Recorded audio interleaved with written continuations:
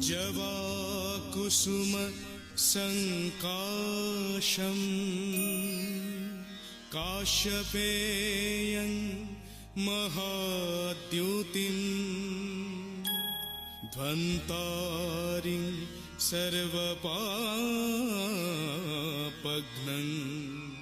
प्रणतोऽस्मि दिवाकरम्।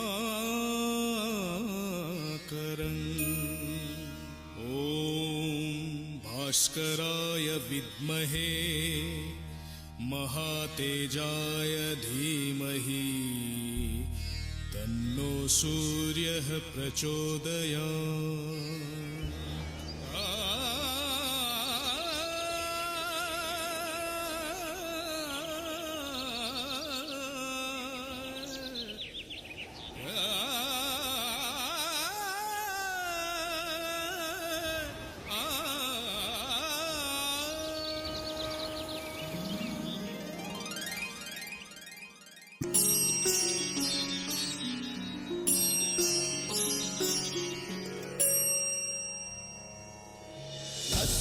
तत्सवितुर्वृणीमहे वयं देवस्य भोजनम्। तत्सवितुर्वृणीमहे वयं देवस्य भोजनम्। श्रेष्ठं सर्वसाधनं पुरं भगस्य धीमहि। विश्वानि देव सवितर्दुरितानि परसुवा।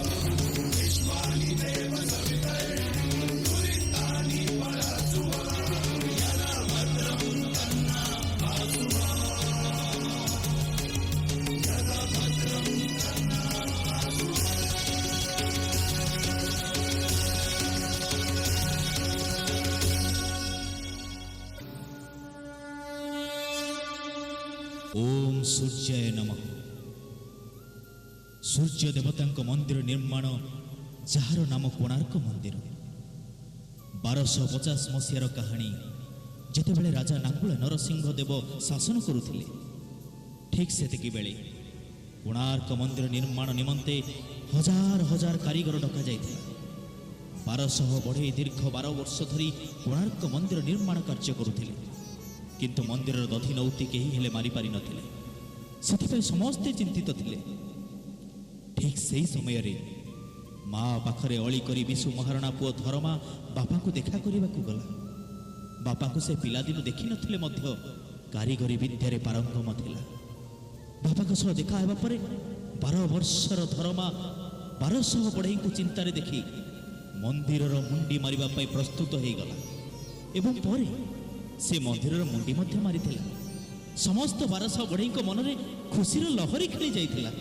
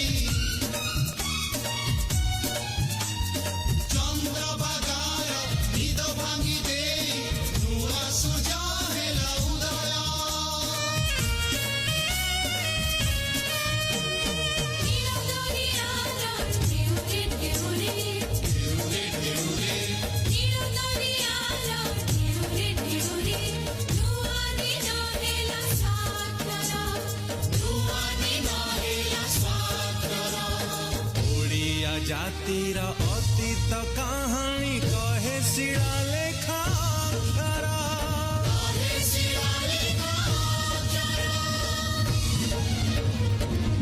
जीवन पाइले जेते नट नटी मुख शाला हेला मुखरा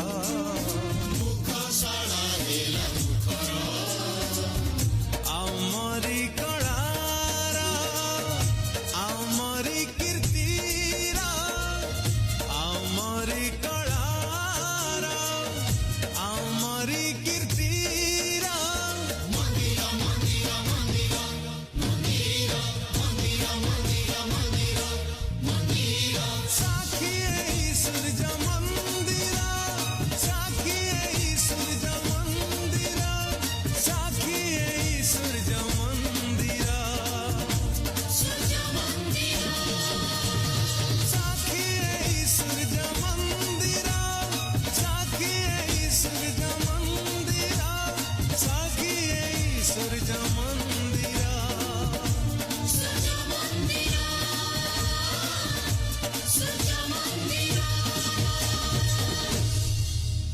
ପୁଣି ଥରେ ସମସ୍ତ 1200 ବଢ଼େଇ ଚିନ୍ତାରେ ପଡ଼ିଗଲେ।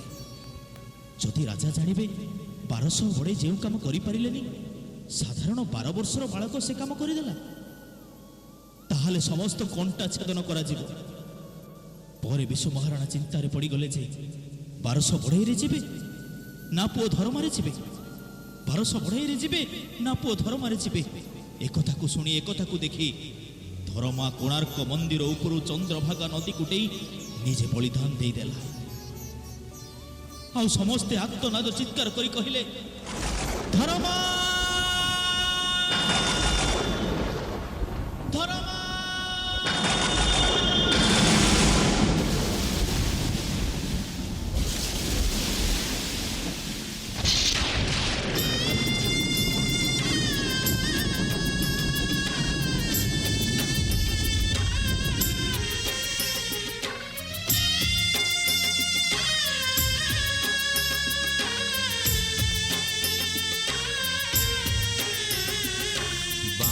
ବରସର ବାଳୁତ ଧରମା ରଖିଲା ଓଡ଼ିଆ ଟେକ, ରଖିଲା ଓଡ଼ିଆ ଟେକ, ରଖିଲା ଓଡ଼ିଆ ଟେକ।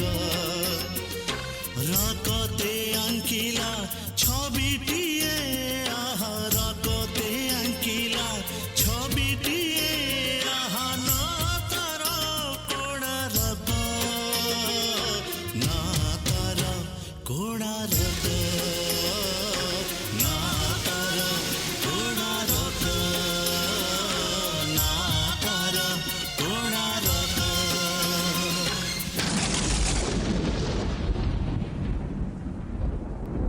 ଆଜି ସିନା ଧର୍ମା ନାହିଁ, ହେଲେ ତାର କୀର୍ତ୍ତି ଏ ସାରା ଜଗତରେ ବିଖ୍ୟାତ।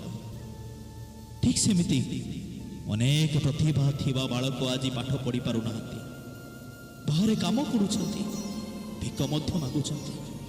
ବୟସ ହେଇନଥିଲେ ମଧ୍ୟ ଦୋକାନ ମଜୁରୀ କାମ କରି ନିଜେ ଚଳୁଛନ୍ତି। କାହିଁକି ନା ଏଠି ତ ଟଙ୍କା ଦେଇ ଚାକିରି କିଣା ଯାଉଛି।